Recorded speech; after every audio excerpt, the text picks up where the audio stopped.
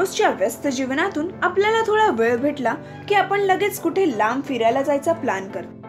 तसेच आपल्या मराठी सिनेसृष्टीचा श्री अर्थात शशांक केतकर हा सध्या पॅरिसच्या बुदापेस्ट इथे फिरत असल्याचे कळले।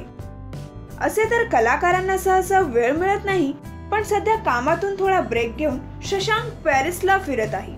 तर चला पाहूया त्याने टिपलेले काही फोटोज।